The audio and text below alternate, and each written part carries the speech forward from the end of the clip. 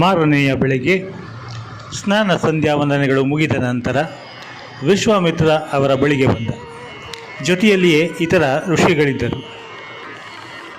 ಯಾಗದ ಪ್ರಭಾವದಿಂದ ವಿಶ್ವಾಮಿತ್ರನ ಶಾಂತಿ ಇಮ್ಮಡಿಸಿತ್ತು. ಆತ ಅಗ್ನಿಯಂತೆ ಪ್ರಜ್ವಲಿಸುತ್ತಿದ್ದ.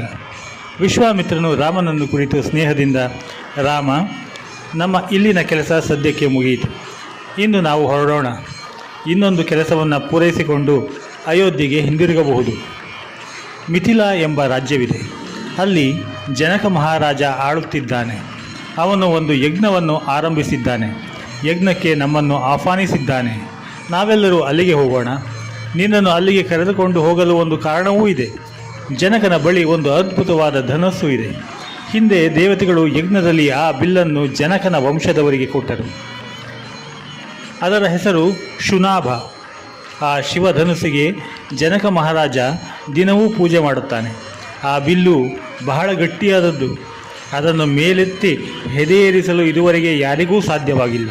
ನೀನು ಪರಾಕ್ರಮಿ, ಧನುರ್ವಿದ್ಯೆಯಲ್ಲಿ ಪ್ರವೀಣ. ಆ ಬಿಲ್ಲನ್ನು ಹೆದೆಯೇರಿಸಲು ಪ್ರಯತ್ನ ಪಡಬಹುದು. ಹಾಗೆಯೇ ದೊಡ್ಡ ಯಜ್ಞವನ್ನು ನೋಡಿದಂತೆಯೂ ಆಗುತ್ತದೆ ಎಂದ. ರಾಮನು ಸಂತೋಷದಿಂದ ಒಪ್ಪಿಕೊಂಡ. ಎಲ್ಲರೂ ಸಿದ್ಧಾಶ್ರಮದಿಂದ ಮಿಥಿಲಿಯ ಕಡೆಗೆ ಹೊರಟರು. ಆ ದಿನವೆಲ್ಲ ಬಹಳ ದೂರ ನಡೆದರು. ಸಂಜೆಯ ಹೊತ್ತಿಗೆ ಶೋಣ ಎಂಬ ನದಿಯ ಬಳಿಗೆ ಬಂದರು. ಸುಂದರವಾದ ಸಂಭ್ರಮದಿಂದ ಹರಿಯುತ್ತಿದ್ದ ನದಿಯನ್ನು ಕಂಡು ಎಲ್ಲರಿಗೂ ಹರ್ಷವಾಯಿತು. ಆಯಾಸ ಪರಿಹಾರವಾಯಿತು. ಆ ರಾತ್ರಿಯನ್ನು ಅಲ್ಲಿಯೇ ಕಳೆಯಲು ನಿಶ್ಚಯಿಸಿದರು. ಅಲ್ಲೇ ಬಿಡಾರ ಹೂಡಿದರು. ಸಂಧ್ಯಾ ವಂದನೆಗಳನ್ನು ಮುಗಿಸಿದರು. ರಾಮ ಲಕ್ಷ್ಮಣರಿಗೆ ಆ ಸ್ಥಳದ ಮಹಿಮೆಯನ್ನು ಕೇಳಬೇಕೆಂದು ಚಪಲ. ಅವರು ವಿಶ್ವಾಮಿತ್ರನ ಬಳಿಗೆ ಬಂದರು. ಮಹರ್ಷಿಗೂ ಅವರ ಆಸೆ ಅರ್ಥವಾಯಿತು. ಆ ದೇಶದ ಕಥೆಯನ್ನು ಅವರಿಗೆ ಹೇಳತೊಡಗಿದ. ಹಿಂದೆ ಕುಶ ಎಂಬ ತಪಸ್ವಿ ಇದ್ದ. ಅವನಿಗೆ 4 ಜನ ಮಕ್ಕಳು. ಮೊದಲನೆಯವನು ಕುಶಾಂಬಿ.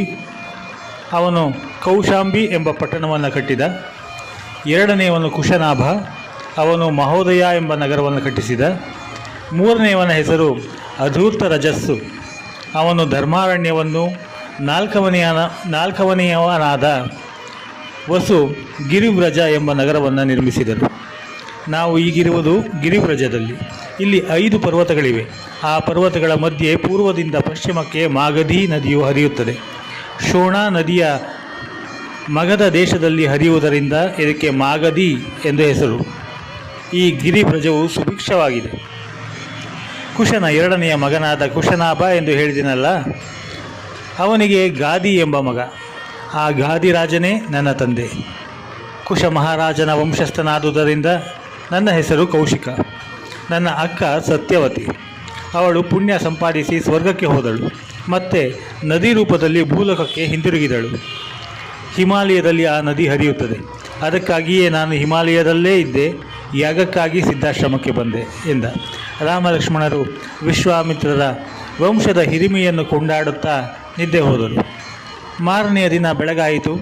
ಪ್ರಾತಃ ವಿಧಿಗಳನ್ನು ಮುಗಿಸಿದರು. ಶೋಣಾ ನದಿಯನ್ನು ದಾಟಿ ತಮ್ಮ ಪ್ರಯಾಣವನ್ನು ಮುಂದುವರಿಸಿದರು. ಮಧ್ಯಾಹ್ನದ ಹೊತ್ತಿಗೆ ಗಂಗಾ ನದಿಯ ಬಳಿಗೆ ಬಂದರು.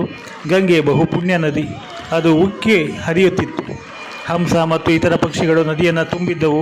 ರಭಸದಿಂದ ಹರಿಯುವ ನದಿಯನ್ನು ನೋಡಿ ರಾಮ ಲಕ್ಷ್ಮಣರ ಮನಸ್ಸಿಗೆ ಆನಂದವಾಯಿತು. ಪ್ರಯಾಣವನ್ನು ನಿಲ್ಲಿಸಿ ಬಿಡಾರವನ್ನು ಆ ರಾತ್ರಿ ಅಲ್ಲಿಯೇ ಹೂಡಿದರು. ರಾಮ ಲಕ್ಷ್ಮಣರಿಗೆ ಗಂಗಾ ನದಿಯ ಬಗ್ಗೆ ತಿಳಿಯಬೇಕೆಂಬ ಚಪಲ. ಸ್ವರ್ಗಲೋಕ, ಭೂಲೋಕ ಹಾಗೂ ಪಾತಾಳ ಲೋಕಗಳಲ್ಲಿ ಹರಿಯುವ ಆ ನದಿಯ ಇತಿಹಾಸ ಸಾಮಾನ್ಯವಿರದಿರದು ಎಂದು ಅವರಿಗೆ ಗೊತ್ತು. ಅದಕ್ಕಾಗಿ ರಾಮನು ಮಹರ್ಷಿಗಳೇ, ಈ ಗಂಗಾ ನದಿಯ ಕಥೆ ಹೇಳಿರಿ ಎಂದ ಕೇಳಿದ. ವಿಶ್ವಾಮಿತ್ರ ಕಥೆಯನ್ನು ಹೇಳಲಾರಂಭಿಸಿದ. ಪರ್ವತಗಳ ರಾಜ ಹಿಮವಂತ. ಮೇರು ಪರ್ವತದ ರಾಜನ ಮಗಳು ಮನೋರಮೆ.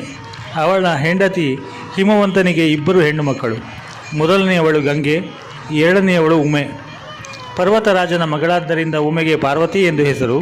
ಉಮೆ ಈಶ್ವರನನ್ನು ಕುರಿತು ತಪಸ್ಸು ಮಾಡಿದಳು. ಶಿವನನ್ನು ಮೆಚ್ಚಿಸಿ ಅವನನ್ನು ಮದುವೆಯಾದಳು. ಅವರಿಬ್ಬರ ಮಗನೇ ಷಣ್ಮುಖ.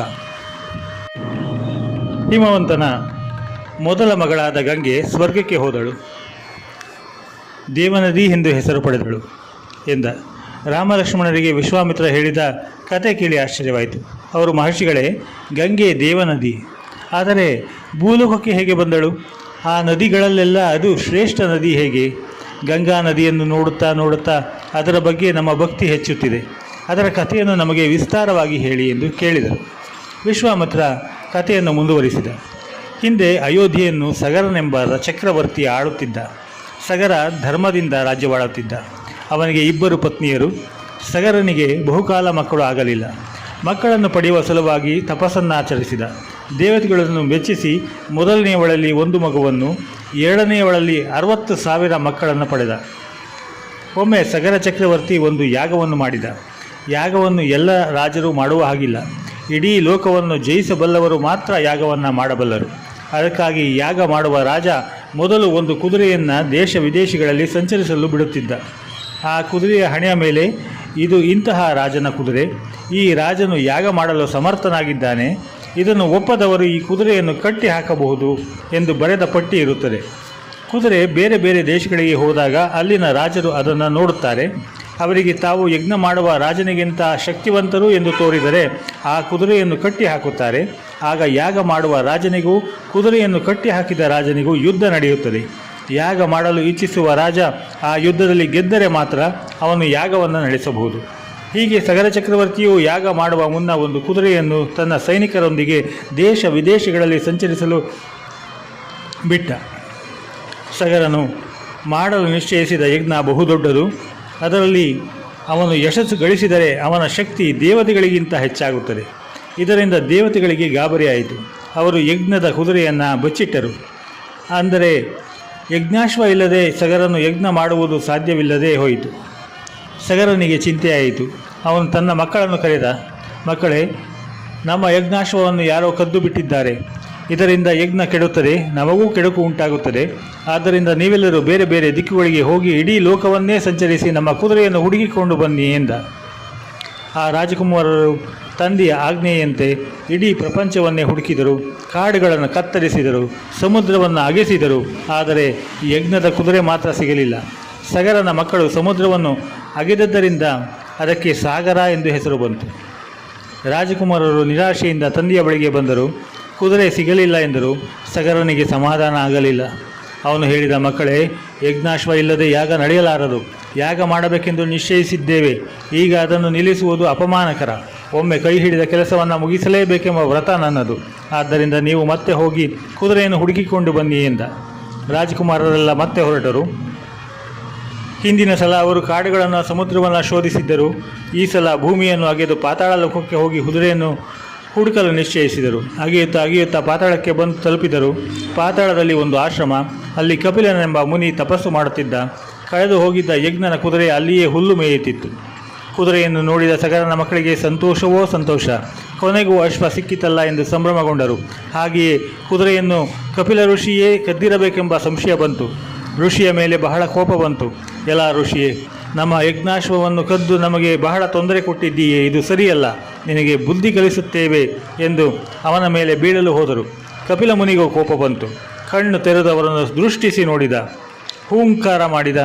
ಕೂಡಲೇ ಸಗರನ 60,000 ಮಕ್ಕಳು ಸುಟ್ಟು ಬೂದಿಯಾಗಿ ಹೋದರು. ರಾಜಕುಮಾರರು ಎಷ್ಟು ದಿನ ಕಳೆದರೂ ಹಿಂದಿರುಗಲಿಲ್ಲವೆಂದು ಸಗರ ರಾಜನಿಗೆ ಚಿಂತೆಯಾಯಿತು. ಅವನಿಗೆ ಅಂಶುಮಂತ ಎಂಬ ಮೊಮ್ಮಗನಿದ್ದ. ಸಗರನು ಅವನನ್ನು ಕರೆದ.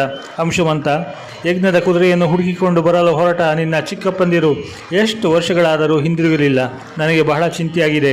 ನೀನಾದರೂ ಯಜ್ಞಾಶ್ವವನ್ನು ನಿಮ್ಮ ಚಿಕ್ಕಪ್ಪಂದಿರನ್ನು ಹುಡುಕಿಕೊಂಡು ಬಾ ಎಂದು ಹೇಳಿ ಕಳುಹಿಸಿದ. ಅಂಶುಮಂತ ತನ್ನ ಚಿಕ್ಕಪ್ಪಂದಿರನ್ನು ಹುಡುಕುತ್ತಾ ಇಡೀ ಲೋಕವನ್ನೆಲ್ಲ ಸಂಚರಿಸಿದ. ಕೊನೆಗೆ ಪಾತಾಳ ಲೋಕಕ್ಕೆ ಬಂದ. ಯಜ್ಞಾಶ್ವ ಅಲ್ಲಿಯೇ ಇತ್ತು. ಆದರೆ ಚಿಕ್ಕಪ್ಪಂದಿರ ಬದಲು ಒಂದು ದೊಡ್ಡ ಬೂದಿಯ ರಾಶಿ ಇತ್ತು. ಅಂಶುಮಂತ ನಡೆದ ಸಂಗತಿಯನ್ನು ಊಹಿಸಿದ.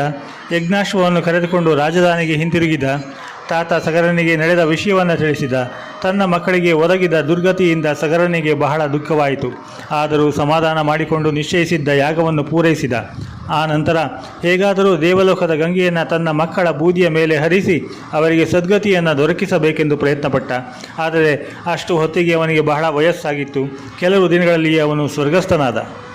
ಸಗರನ ನಂತರ ಅಂಶುಮಂತ ಪಟ್ಟಕ್ಕೆ ಬಂದ. ಅವನೂ ಧರ್ಮದಿಂದ ರಾಜ್ಯ ಆಳಿದ.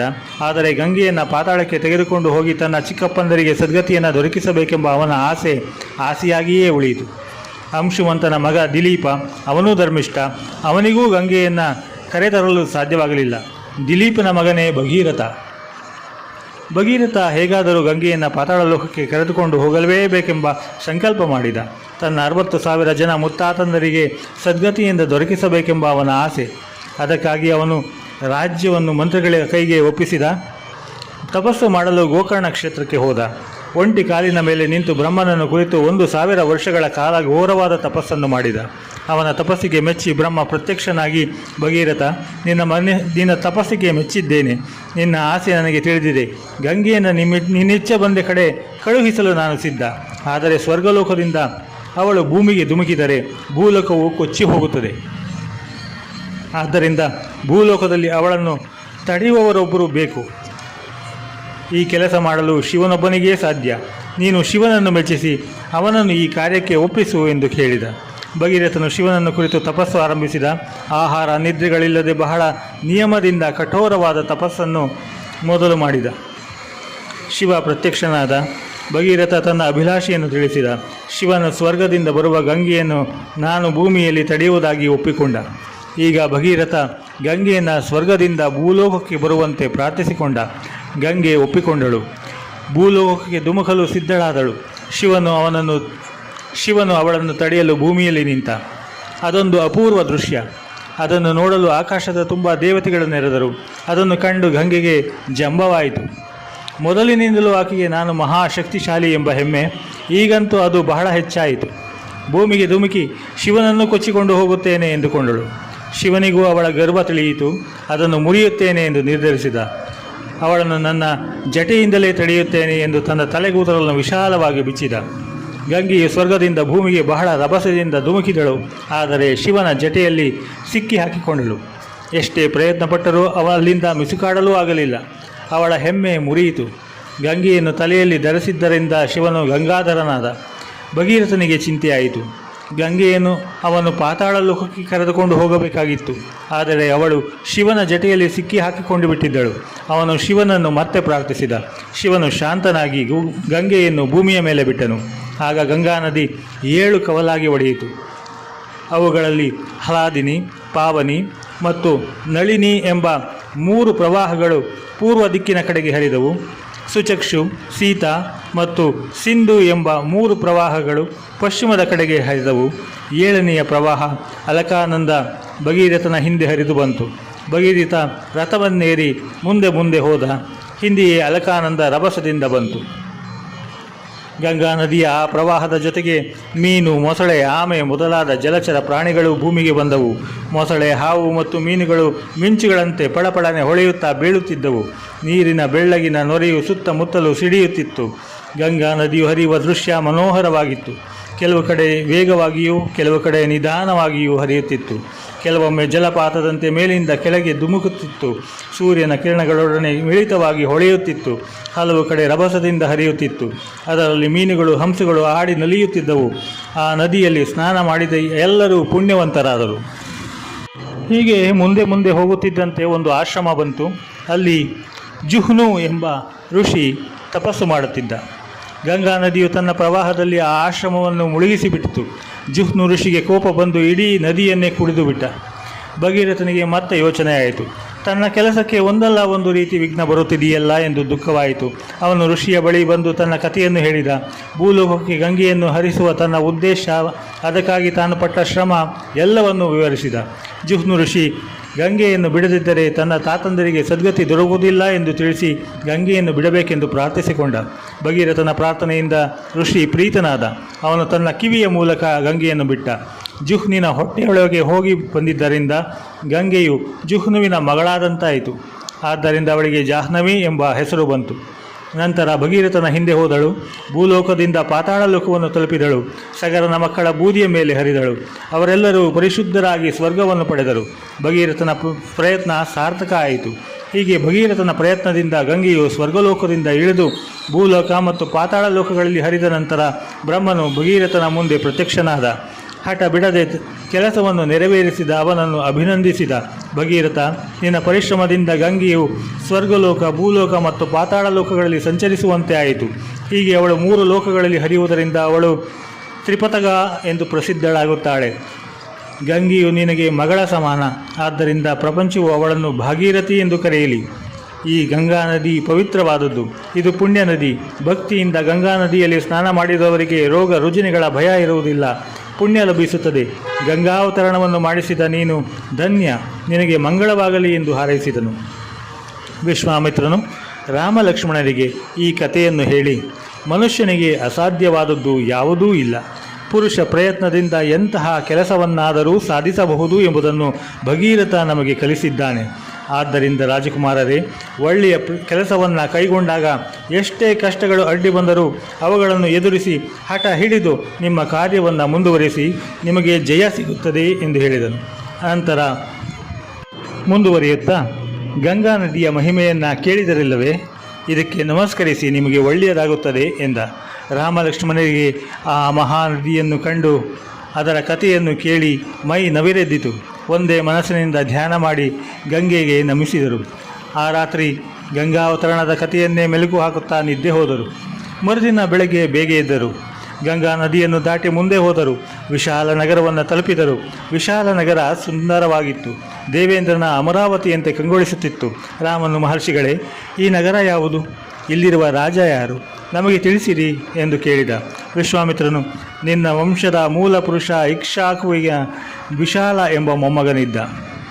ಇದು ಅವನು ಕಟ್ಟಿದ ನಗರವಾದ್ದರಿಂದ ಇದಕ್ಕೆ ವಿಶಾಲ ನಗರವೆಂದು ಹೆಸರು. ಈ ಹಿಂದೆ ಈ ಸ್ಥಳದಲ್ಲಿ ದೈತ್ಯರ ತಾಯಿ ದಿತಿಯು ತಪಸ್ಸು ಮಾಡಿದ್ದಳು. ಈಗ ವಿಶಾಲ ನಗರವನ್ನು ಸುಮತಿ ಎಂಬ ರಾಜ ಆಳುತ್ತಿದ್ದಾನೆ. ನಾವು ಅವನನ್ನು ಭೇಟಿ ಮಾಡೋಣ ಎಂದನು. ರಾಮನು, ಋಷಿಗಳೇ, ದಿತಿಯ ಮಕ್ಕಳು ದೈತ್ಯರು ಬಹಳ ಪ್ರತಾಪಶಾಲಿಗಳಲ್ಲವೇ? ದೇವತೆಗಳ ಮತ್ತು ದೈತ್ಯರ ಕಥೆಯನ್ನು ನಮಗೆ ಹೇಳಿ ಎಂದು ಪ್ರಾರ್ಥಿಸಿದ. ವಿಶ್ವಾಮಿತ್ರ ಮುಂದುವರೆಸಿದ. ಹಿಂದೆ ಕೃತಯುಗದಲ್ಲಿ ಕಶ್ಯಪ ಬ್ರಹ್ಮನೆಂಬ ಮುನಿ ಇದ್ದ. ಅವನಿಗೆ 2 ಹೆಂಡತಿಯರು. ಮೊದಲನೆಯವಳು ದಿತಿ, ಎರಡನೆಯವಳು ಅದಿತಿ. ದಿತಿಯ ಮಕ್ಕಳು ಮಹಾಪರಾಕ್ರಮಿಗಳು, ಬಲಶಾಲಿಗಳು. ಅವರಿಗೆ ದೈತ್ಯರೆಂದು ಹೆಸರು. ಅದಿತಿಯ ಮಕ್ಕಳು ಧಾರ್ಮಿಕರು. ಅವರಿಗೆ ದೇವತೆಗಳೆಂದು ಹೆಸರು. ಒಮ್ಮೆ ದೇವತೆಗಳಿಗೂ ದೈತ್ಯರಿಗೂ ಒಂದು ಆಸೆ ಹುಟ್ಟಿತು. ತಮಗೆ ಮುಪ್ಪು ಬರಬಾರದು, ರೋಗ ಇರಬಾರದು, ತಾವು ಸಾಯಲೇಬಾರದು ಎನಿಸಿತು. ಹಾಲನ್ನು ಕಡೆದರೆ ಅಮೃತ ಹುಟ್ಟುತ್ತದೆ, ಅದನ್ನು ಕುಡಿದರೆ ರೋಗವಾಗಲಿ ಮುಪ್ಪು ಸಾವುಗಳಾಗುವುದಿಲ್ಲ ಬರುವುದಿಲ್ಲ ಎಂದು ಅವರಿಗೆ ತಿಳಿಯಿತು. ಅದಕ್ಕಾಗಿ ಕ್ಷೀರಸಾಗರವನ್ನು ಕಡೆಯಬೇಕೆಂದು, ಅಮೃತವನ್ನು ತಯಾರಿಸಬೇಕೆಂದು ನಿಶ್ಚಯಿಸಿದರು. ಕ್ಷೀರಸಾಗರ ಬಹಳ ದೊಡ್ಡದು. ಅದನ್ನು ಕಡೆಯಲು ಬೇಕಾಗುವ ಕಡೆಗೋಲು ಬಹಳ ಉದ್ದವಾಗಿರಬೇಕು. ಅದಕ್ಕಾಗಿ ಮಂದರ ಎಂಬ ದೊಡ್ಡ ಪರ್ವತವನ್ನೇ ತಂದರು. ಹಗ್ಗವೂ ಬಹಳ ದೊಡ್ಡದೇ ಬೇಕು. ಹಗ್ಗದ ಬದಲು ವಾಸುಕಿ ಎಂಬ ಉದ್ದವಾದ ಹಾವನ್ನು ತಂದರು. ವಾಸುಕಿಯನ್ನು ಮಂದರ ಪರ್ವತಕ್ಕೆ ಸುತ್ತಿ ಒಂದು ಕೊನೆಯನ್ನು ದೈತ್ಯರು, ಮತ್ತೊಂದು ತುದಿಯನ್ನು ದೇವತೆಗಳು ಹಿಡಿದುಕೊಂಡರು. ಸಮುದ್ರವನ್ನು ಕಡೆಯಲಾರಂಭಿಸಿದರು. ಹೀಗೆ ಸಮುದ್ರ ಮಥನ ಹಲವಾರು ವರ್ಷಗಳ ಕಾಲ ನಡೆಯಿತು. ನಂತರ ಆ ಕಡಲಲ್ಲಿ ಹಾಲಾಹಲ ಎಂಬ ವಿಷ ಹುಟ್ಟಿತು. ಆ ವಿಷ ಬೆಂಕಿಯಂತೆ ಮೇಲೆದ್ದಿತು. ಇಡೀ ಲೋಕವನ್ನೇ ಸುಡಲು ಆರಂಭಿಸಿತು. ದೇವತೆಗಳೆಲ್ಲ ರುದ್ರನ ಬಳಿಗೆ ಬಂದರು. ವಿಷಯ ತಿಳಿಸಿದರು. ನೀನೇ ನಮ್ಮನ್ನು ರಕ್ಷಿಸಬೇಕು ಎಂದು ಪ್ರಾರ್ಥಿಸಿಕೊಂಡರು. ರುದ್ರನು ಅವರೊಡನೆ ಬಂದು ಸಮುದ್ರ ಮಥನ ಸ್ಥಳಕ್ಕೆ ಬಂದನು. ಆ ಹಾಲಾಹಲವನ್ನು ಒಂದೇ ಗುಟುಕಿನಲ್ಲಿ ಕುಡಿದು ಬಿಟ್ಟನು. ಅವನ ಕಂಠ ನೀಲಿ ಬಣ್ಣವಾಯಿತು. ಅಂದಿನಿಂದ ಅವನಿಗೆ ನೀಲಕಂಠ ಎಂಬ ಹೆಸರು ಬಂತು. ಪುನಃ ದೇವತೆಗಳು ದೈತ್ಯರು ಕಡಲನ್ನು ಕಡೆಯಲು ಆರಂಭಿಸಿದರು. ಆದರೆ ಇದ್ದಕ್ಕಿದ್ದ ಹಾಗೆ ಮಂದರ ಪರ್ವತ ಕುಸಿದು ಸಮುದ್ರದಲ್ಲಿ ಮುಳುಗಿ ಹೋಗುವಂತೆ ಆಯಿತು. ಆಗ ದೇವತೆಗಳು ಮಹಾವಿಷ್ಣುವಿನ ಬಳಿಗೆ ಬಂದರು. ಮುಳುಗಿ ಹೋಗುತ್ತಿರುವ ಮಂದರ ಪರ್ವತವನ್ನು ಎತ್ತಿ ಹಿಡಿಯಬೇಕೆಂದು ಕೇಳಿಕೊಂಡರು. ಮಹಾವಿಷ್ಣು ಆಮೆಯ ರೂಪ ತಾಳಿದ. ಅದೇ ಕೂರ್ಮಾವತಾರ. ಸಮುದ್ರದಲ್ಲಿ ಇಳಿದು ಮಂದರ ಪರ್ವತವನ್ನು ತನ್ನ ಬೆನ್ನ ಮೇಲೆ ಎತ್ತಿ ಹಿಡಿದ. ಮಥನ ಮುಂದುವರಿಯಿತು. ಅನಂತರ ಕ್ಷೀರಸಾಗರದಲ್ಲಿ ಅನೇಕ ದೇವತೆಗಳು, ಪ್ರಾಣಿಗಳು, ಪದಾರ್ಥಗಳು ಹುಟ್ಟಿದವು. ಮೊದಲಿಗೆ ಧನ್ವಂತರಿ ಹುಟ್ಟಿ ಬಂದ. ಅವನು ದೇವತೆಗಳ ವೈದ್ಯನಾದ. ಅನಂತರ ಒಂದು ರಸ ಹುಟ್ಟಿತು. ಅದರಿಂದ ಸಹಸ್ರಾರು ಮಂದಿ ಸ್ತ್ರೀಯರು ಹುಟ್ಟಿ ಬಂದರು. ರಸದಿಂದ ಬಂದ ಅವರು ಅಪ್ಸರೆಯರೆಂದು ಪ್ರಸಿದ್ಧರಾದರು. ಅನಂತರ ಸುರದೇವತೆ ವಾರುಣಿ ಹುಟ್ಟಿದಳು. ಅವಳನ್ನು ದೇವತೆಗಳು ಸ್ವೀಕರಿಸಿದರು. ಅಂದಿನಿಂದ ಅವರಿಗೆ ಸುರರು ಎಂದು ಹೆಸರು ಬಂತು. ವಾರುಣಿಯ ನಂತರ ಸಮುದ್ರದಲ್ಲಿ ಉಚ್ಚೈಶ್ರವಸ್ಲೆಂಬ ಅತ್ಯುತ್ತಮವಾದ ಕುದುರೆಯು, ಕೌಸ್ತುಭವೆಂಬ ಶ್ರೇಷ್ಠವಾದ ರತ್ನವು ಹುಟ್ಟಿದವು. ಕೊಟ್ಟ ಕೊನೆಯಲ್ಲಿ ದಿವ್ಯವಾದ ಅಮೃತ ಹುಟ್ಟಿತು. ದೈತ್ಯರಿಗೆ ಅಮೃತವನ್ನು ತಾವೇ ಲಪಟಾಯಿಸಬೇಕೆಂಬ ದುರ್ಬುದ್ಧಿ ಹುಟ್ಟಿತು. ಆದರೆ ದೇವತೆಗಳು ಅದಕ್ಕೆ ಅವಕಾಶ ಕೊಡಲಿಲ್ಲ. ಆಗ ಅಮೃತಕ್ಕಾಗಿ ದೇವತೆಗಳಿಗೂ ದೈತ್ಯರಿಗೂ ಭಾರೀ ಯುದ್ಧವಾಯಿತು. ಯುದ್ಧದಲ್ಲಿ ದೇವತೆಗಳು ದೈತ್ಯರನ್ನು ಸಂಪೂರ್ಣವಾಗಿ ಸೋಲಿಸಿ ಸಂಹರಿಸಿದರು. ತಾವು ಅಮೃತವನ್ನು ಕುಡಿದು ಚಿರಂಜೀವಿಯಾದರು. ವಿಶ್ವಾಮಿತ್ರ ಅಮೃತ ಮಥನದ ಕಥೆಯನ್ನು ಹೇಳಿ ದೈತ್ಯರು ಎಷ್ಟೇ ಬಲಶಾಲಿಗಳಾದರೂ ದೇವತೆಗಳ ಮುಂದೆ ಅವರು ಸೋತು ಹೋದರು. ಏಕೆಂದರೆ ದೇವತೆಗಳು ಧರ್ಮಿಷ್ಠರು, ಇದರಿಂದ ಎಂದಿದ್ದರೂ ಧರ್ಮಕ್ಕೆ ಜಯ ದೊರಕುತ್ತದೆ ಎಂಬುದು ಸ್ಪಷ್ಟವಾಗುತ್ತದೆ ಎಂದನು. ವಿಶ್ವಾಮಿತ್ರ ದೇವತೆಗಳ ಕಥೆ ಹೇಳುತ್ತಿದ್ದಂತೆ ವಿಶಾಲ ನಗರದ ರಾಜ ಸುಮತಿಗೆ ಇವರು ಬಂದ ಸುದ್ದಿ ತಿಳಿದು ಇವರ ಬಳಿಗೆ ಬಂದ. ವಿಶ್ವಾಮಿತ್ರನಿಗೆ ನಮಸ್ಕರಿಸಿದ. ಮೂವರಿಗೂ ಅತಿಥಿ ಸತ್ಕಾರ ಮಾಡಿದ. ಆ ರಾತ್ರಿ ಅವರು ಅಲ್ಲಿಯೇ ಇದ್ದರು. ಮಾರನೆಯ ದಿನ ಬೆಳಗ್ಗೆ ಮಿಥಿಲಾ ನಗರದ ಕಡೆ ಪ್ರಯಾಣವನ್ನು ಮುಂದುವರಿಸಿದರು. ಮಿಥಿಲಾ ನಗರ ಸಮೀಪಿಸುತ್ತಿದ್ದಂತೆ ಒಂದು ಸುಂದರವಾದ ವನ ಕಾಣಿಸಿತು. ಆದರೆ ತಪಸ್ವಿಗಳು ಯಾರೂ ಕಂಡುಬರಲಿಲ್ಲ. ರಾಮನು ಇದು ಯಾರ ಆಶ್ರಮ ಎಂದು ವಿಚಾರಿಸಿದ. ವಿಶ್ವಾಮಿತ್ರನು, ಇದು ಗೌತಮ ಮುನಿಯ ಆಶ್ರಮ. ಇಲ್ಲಿ ಹಿಂದೆ ಗೌತಮನೆಂಬ ಋಷಿಯು ತಪಸ್ಸು ಮಾಡುತ್ತಿದ್ದ. ಅವನ ಹೆಂಡತಿ ಅಹಲ್ಯೆ ಬಹಳ ಧರ್ಮದಿಂದ ಗಂಡನ ಸೇವೆ ಮಾಡುತ್ತಿದ್ದಳು. ಅಹಲ್ಯೆ ಬಹಳ ಸುಂದರಿಯಾಗಿದ್ದಳು. ಒಂದು ದಿನ ಗೌತಮರು ಆಶ್ರಮದಲ್ಲಿ ಇರಲಿಲ್ಲ. ಆಗ ಇಂದ್ರ ಅಲ್ಲಿಗೆ ಬಂದ. ಅಹಲ್ಯೆಯ ರೂಪವನ್ನು ನೋಡಿ ಅವನ ಮನಸ್ಸು ಕೆಟ್ಟಿತು. ಅಹಲ್ಯೆಗೂ ಅವನ ಮೇಲೆ ಪ್ರೀತಿ ಉಂಟಾಯಿತು. ಆ ಹೊತ್ತಿಗೆ ಗೌತಮರು ಆಶ್ರಮಕ್ಕೆ ಹಿಂದಿರುಗಿದರು. ಇಂದ್ರನ ಕೆಲಸದಿಂದ ಅವರಿಗೆ ಕೋಪ ಬಂತು. ನಿನಗೆ ಮೈಯೆಲ್ಲ ಕಣ್ಣಾಗಲಿ ಎಂದು ಶಾಪ ಕೊಟ್ಟರು. ಪಾಪ ಕೆಲಸದಲ್ಲಿ ಅಹಲ್ಯೆಯದೂ ಭಾಗವಿತ್ತು. ಗೌತಮರು ಅವಳನ್ನು ಕುರಿತು, ನೀನು ಆಹಾರ ನಿದ್ರೆಗಳಿಲ್ಲದೆ ಯಾರ ಕಣ್ಣಿಗೂ ಕಾಣದೆ ಈ ಆಶ್ರಮದಲ್ಲಿಯೇ ಇರು. ಮುಂದೆ ದಶರಥನ ಮಗನಾದ ರಾಮನು ಇಲ್ಲಿಗೆ ಬಂದಾಗ ನಿನಗೆ ಶಾಪ ವಿಮೋಚನೆಯಾಗುತ್ತದೆ ಎಂದು ಹೇಳಿದರು. ಅಹಲ್ಯೆ ಇಲ್ಲಿಯೇ ಅದೃಶ್ಯಳಾಗಿದ್ದಾಳೆ. ನಿನ್ನ ಬರುವನ್ನೇ ಎದುರು ನೋಡುತ್ತಿದ್ದಾಳೆ. ನೀನು ಆಶ್ರಮವನ್ನು ಪ್ರವೇಶಿಸಿದರೆ ಅವಳ ಶಾಪ ಹೋಗುತ್ತದೆ, ನಿಜ ದೇಹ ಲಭಿಸುತ್ತದೆ. ಆದ್ದರಿಂದ ಬೇಗನೆ ಹೋಗೋಣ ಬಾ ಎಂದ. ರಾಮ ಅಹಲ್ಯೆಯ ಕಥೆಯನ್ನು ಕೇಳಿ ದುಃಖಿತನಾದ. ಬೇಗ ಹೆಜ್ಜೆ ಹಾಕಿ ಗೌತಮನ ಆಶ್ರಮವನ್ನು ಪ್ರವೇಶಿಸಿದ. ರಾಮನು ಆಶ್ರಮವನ್ನು ಪ್ರವೇಶಿಸಿದ ಕೂಡಲೇ ಅದುವರೆಗೆ ಯಾರಿಗೂ ಗೋಚರಿಸವಾಗದ ಅಹಲ್ಯೆ ಎಲ್ಲರ ಕಣ್ಣಿಗೂ ಬಿದ್ದಳು. ಅನೇಕ ವರ್ಷಗಳ ನಂತರ ತಪಸ್ಸಿನಿಂದ ಅವಳ ತೇಜಸ್ಸು ಹೆಚ್ಚಿತ್ತು. ರಾಮ ಲಕ್ಷ್ಮಣರು ಅಹಲ್ಯೆಯ ಪಾದ ಮುಟ್ಟಿ ನಮಸ್ಕರಿಸಿದರು. ಆ ಹೊತ್ತಿಗೆ ಗೌತಮ ಮುನಿಗಳು ಅಲ್ಲಿಗೆ ಬಂದರು. ಅಹಲ್ಯೆಯ ಶಾಪ ವಿಮೋಚನೆಯಾದ ಸಂಗತಿ ಅವರಿಗೆ ತಿಳಿದಿತ್ತು. ಅಹಲ್ಯೆ ಗೌತಮರು ರಾಮ ಲಕ್ಷ್ಮಣರನ್ನು ವಿಶ್ವಾಮಿತ್ರರನ್ನು ಸತ್ಕರಿಸಿದರು. ಮೂವರು ಆತಿಥ್ಯ ಸ್ವೀಕರಿಸಿದರು. ವಿಶ್ವಾಮಿತ್ರನ ರಾಮನನ್ನು ಕುರಿತು, ನೋಡಿದೆಯಾ ರಾಮ, ಅಹಲ್ಯೆಯ ಶಾಪ ಕಳೆಯಿತು. ಅವಳು ತನ್ನ ತಪ್ಪನ್ನು ಅರಿತುಕೊಂಡು ಅದಕ್ಕಾಗಿ ಪಶ್ಚಾತ್ತಾಪ ಪಟ್ಟಳು, ಪ್ರಾಯಶ್ಚಿತ್ತ ಮಾಡಿಕೊಂಡಳು. ಇದೇ ಅವಳ ಪಾಪ ವಿಮೋಚನೆಗೆ ಕಾರಣ. ಹೀಗೆ ಪಶ್ಚಾತ್ತಾಪ ಪಟ್ಟು ಹೃತ್ಪೂರ್ವಕವಾಗಿ ಪ್ರಾಯಶ್ಚಿತ್ತ ಮಾಡಿಕೊಂಡರೆ ಘೋರವಾದ ಪಾಪವನ್ನು ಕೂಡ ತೊಳೆದುಕೊಳ್ಳಬಹುದು ಎಂದ. ಅನಂತರ ಮೂವರು ಮುಂದೆ ಹೊರಟರು. ಮಿಥಿಲೆಯನ್ನು ತಲುಪಿದರು.